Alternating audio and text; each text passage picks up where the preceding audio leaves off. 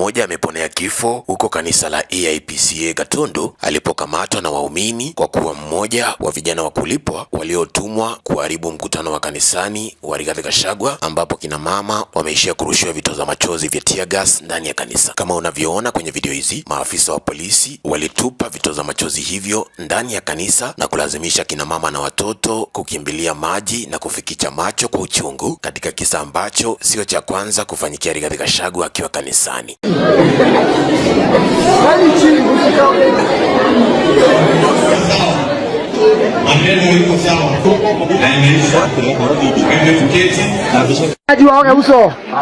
Polisi wanarushia watoto tear gas.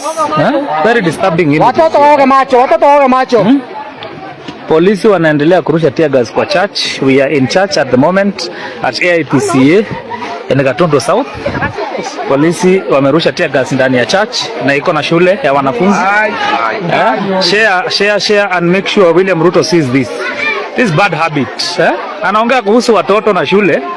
Look at what he's doing. Very bad image. Kulingana na bwana huyu ambaye anasema ametolewa Gashie na kusafirishwa hadi huku, vijana hao wahuni ambao inasemekana serikali yani polisi iliwaruhusu kwanza wavuruge kanisa ambalo Rigiji alikuwa na anadai walikuwa wamelipwa na mbunge Kawanjiko na kusafirishwa kwa mabasi mpaka hapa ambapo walifaa kuhakikisha Rigathi Gachagua hajahudhuria waumini kwa amani.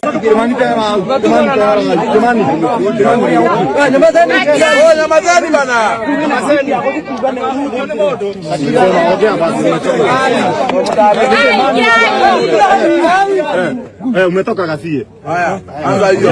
Jana story vizuri. Umetoka wapi? Jina. Umetoka wapi Gasie? Nani amewatuma Bulinda? Kwa Bulinda nimetoka Gasie. Nani amewatuma? Nimekuja kwa sababu ya shughuli ya mheshimiwa Kawanjiko. Timu Kawanjiko. Na sauti.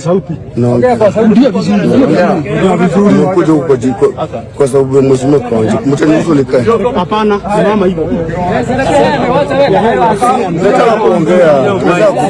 Licha ya tear gas hiyo kurushwa, Rigiji alifaulu kusemeza wale aliokuja kuwasemeza katika kanisa hili, na licha ya tear gas, waumini wote kina mama kwa watoto wanaonekana walisalia kanisani na Rigathi Gachagua akaishia kupata nafasi ya kuzungumza kama ilivyopangwa, huku njama ya kusimamisha ibada hii ya kanisani ikisitishwa na wananchi. Bora unanifuata mpaka kanisani na wakora na polisi.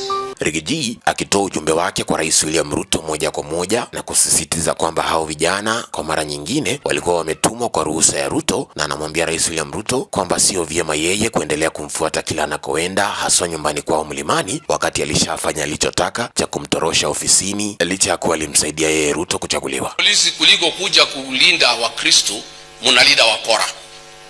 Si mungeondoka hiyo wakora waonano na hao na wananchi. Why are you defending criminals? Matamshi ya Rigathi Gachagua yakiibua hasira nyingi kwa Wakenya mitandaoni waliosikia, hasira ambazo zimeelekezwa sana kwa Rais William Ruto. Shambulizi hili dhidi ya Rigiji ni kama halikuwa limepangwa vyema, licha ya kuwa maafisa wa polisi waliokuwepo wanaonekana walijua vyema kwamba hapa kungekuwa na vurugu, sawa tu na walivyokuwa wanajua awali kwamba Rigiji angekuja kanisani hapo AIPCA. Uwepo wa vijana wahuni wa kuharibu mikutano ya makanisa limekuwa sasa kama jambo la kawaida kila anakoenda Rigathi Gachagua, hii ikiwa ishara wazi kwamba mengi ambayo Rigiji anasema na siasa anazofanya zinazidi kutishia Rais William Ruto na serikali yake vibaya sana. Uhuru wa Kenyatta arajira Gachagua nyitithania andu aitu mutigetekere kugayukanio tondu mwagayukanio ni mwathira ni mukumenya 1992. Blanda kubwa iliyofanyika hapa, hata hivyo, sio kutuma vijana hawa wahuni kutoka Nairobi huku wakiandamana na polisi waje wavuruge Rigiji, bali ilikuwa ni kuwa kutengeneza kisanga hiki kutafunika kabisa uwepo wa Rais William Ruto Mount Kenya wakati huo. Ama namna gani watu wa Nyeri? Neguo kana tiguo. Asanteni sana, mwathani murathime. Mchana kutwa wakati Rigiji akihudhuria kanisa Gatundu, Rais William Ruto naye alikuwa anahudhuria kanisa kwingine huko Nyeri, nyumbani kwao Rigathi, ambako inaonekana rais alibadilisha sana sauti yake na kuwa mpole, huku akisifia viongozi wa awali wanaotoka Mlimani kama Kibaki na Uhuru, na matamshi yake makali ya kusema wale wajinga na wakabila wasio na akili yakitupiliwa mbali.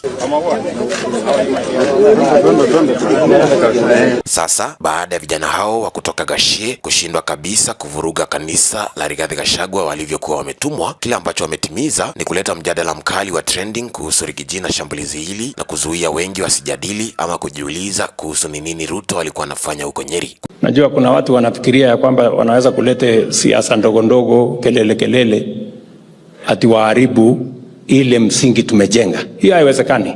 Watafute kazi nyingine ya kufanya. Hii tunatembea pamoja. Nyinyi mnanielewa? Mimi ni rais wa Kenya leo kwa sababu ya kura zenu. Nyinyi mnajua hivyo? Ile serikali mimi naendesha leo ni nyinyi mmenipatia nafasi ya kuendesha hiyo serikali. Na hiyo serikali ambayo mimi naendesha tuko na maagano na nyinyi. Mliniambia nishughulikie mambo ya elimu, nipange mambo ya kilimo, nipange mambo ya biashara, nihakikishe barabara iko sawa, nipange mambo ya stima, na mimi najua mtihani iko 2027. Kwani huku Nyeri mnachagua watu kwa sababu ya sura?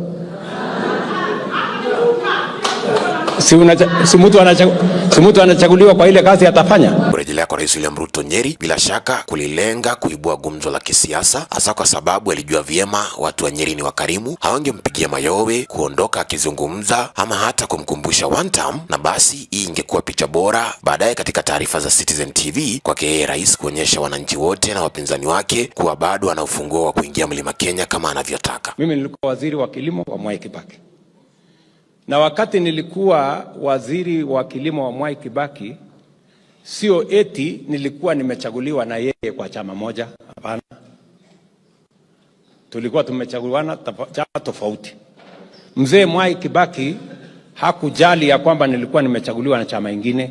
Hata hivyo, vijana hao wa kutumwa na kupangwa wameharibu mipango na kuhakikisha Rigiji ndiye atakayejadiliwa sana na Wakenya na kuibua hisia zote za Jumapili kisiasa, kitu ambacho kilifaa kwenda kwa Rais William Ruto na ziara yake ya Nyeri. Siasa ya Rigathi Gachagua na Rais William Ruto sasa imefikia kiwango kipya na kiwango cha juu kinachojulikana kama fever pitch, ambapo imekuwa wazi hata kwa mgeni yoyote atakayekuja Kenya kutoka dunia nyingine kuona washindani na farasi ni wawili hapa, Rigiji na Ruto, na wengine wote hao wanaotajwa ni watu ambao hawawezi kumweka wasiwasi wowote. CBC ilikuwa inatusumbua. Wazazi walikuwa wanalalamika ati wanafanyishwa kazi. Usiku wanaambiwa jenga hii, tengeneza gari, fanya nini. Hiyo CBC sasa tumenyorosha, iko sawa sawa. Ni adimu na vigumu kusikia maafisa wa polisi wamefanya chochote kile kuvuruga ama kuzuia mkutano wa Kalonzo Musyoka, Fred Matiang'i, Eugene Wamalwa ama hata Justin Muturi, lakini mikutano inayofanywa na Rigiji haswa akiifanya kwao nyumbani Mlimani inavurugwa sana kwa kutumia vijana wa bunge wanaotumika kumpiga huko Mount Kenya, hii ikiwa ishara wazi kuwa huyu ndiye anayeendelea kujeruhi na kutoa damu kwa mwili wa serikali kila anaposimama kuzungumza. Haya maneno mnasikia, usisikie hii porojo ya watu wa serikali tu, watu wa upinzani watakuja hayo ni maombi yao ambayo mimi na hakika Mungu hata yajibu. Eti sisi tusambaratike, hatuwezi. Tutaendelea kuzungumza pamoja, tunafanya kazi sisi wote pamoja, tunazungumza na wale ndugu zangu wengine, Mheshimiwa Kalonzo Musyoka, Mheshimiwa Rigathi Gachagua. Iwapo Rais William Ruto kweli mpango wake wote ni kutupa tear gas katika kila kanisa la Mlimani ambapo Rigiji ataingia, hii inaonekana kuwa strategy bora kabisa, kwani kinachotimizwa ni kuzidisha umaarufu wa Rigiji na kuongeza chuki ya wananchi dhidi ya hii serikali walioichagua wenyewe. I am a decent human being. I don't lie like you know who.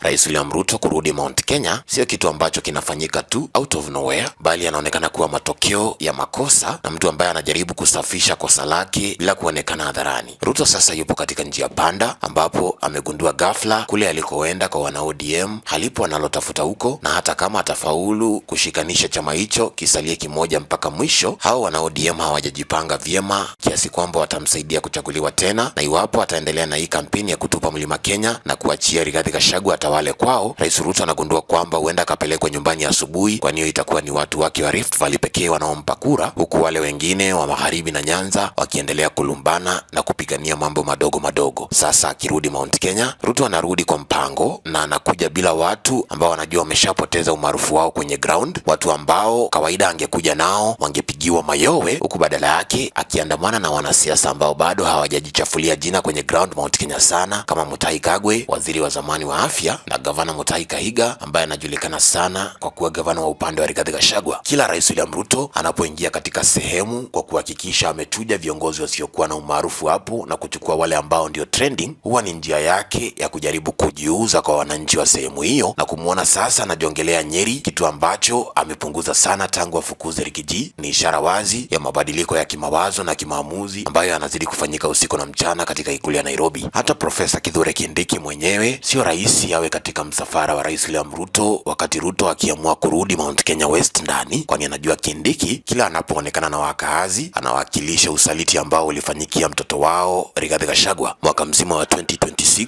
Ruto ambaye bado anaamini hajashindwa alivyoshindwa na Rigiji ndani ya Mount Kenya atazidi kuonekana huku visa vya wahuni kulipwa wavuruge Rigathi vikizidi kuonekana zaidi, kuashiria kwamba Rigiji ndiye mtu tu anayeweza kuingia kwa debe leo hii dhidi ya Ruto na rais apate wasiwasi kiasi kwamba ataanza hata kurudi Nyeri na kusifia marais ambao awali amekuwa akiwatoa rangi polepole kwa kupiga siasa ya utengano na lawama. Kwa watu kama Junet Mohamed, Governor Gladys Wanga na wenzao ndani ya ODM, itakuwa ni butoa ajabu na hasira nyingi wakati wakigundua too late kwamba Ruto bado yupo Mount Kenya na hana nia yoyote ile ya kuchukua running mate ambaye ni Mjaluo, Mluya ama hata huyo Kindiki, bali mpango umerudi pale ulipoanza na ataishia kuchukua mmoja wa Wakikuyu, kwani amejua ushindani uliopo sasa kiurais ni kati yake na Rigiji, na wanachoshindania ni kile kura ya Mount Kenya, ambayo ndiyo kura inayohitajika na mtu yoyote yule ambaye anaamini atakuwa rais. Na basi kama tulivyosema awali, kadri Ruto atakavyozidi kuonekana Mount Kenya, ndivyo polisi na wahuni watazidi kuonekana wakirusha vitoza machozi vya tear gas ndani ya kanisa zilizojaa kina mama na watoto, haya yakiwa ni matendo ya desperation ama kukosa namna. Na zaidi hivyo ndivyo watu kama Kimani Ichung'wah na Profesa Kindiki na hao kina Kawanjiku watazidi kukosa maana katika macho ya Ruto, kwani Ruto anaanza kugundua kwamba kura ya Mlima Kenya ni lazima awe nayo, na yule tu anayeweza kumpa ni Rigathi Gachagua. Kwa kupigana na Rigiji ama kujaribu kupata attention yake tena, Ruto atapoteza kabisa haja aliyokuwa nayo ya hao wanasiasa wadogo kama Ichung'wah na Kindiki, kwani kawaida mtu utamani kile ambacho hana na kudharau kile alicho nacho ambacho tayari ameshapata manufaa yake na hakimsaidii tena.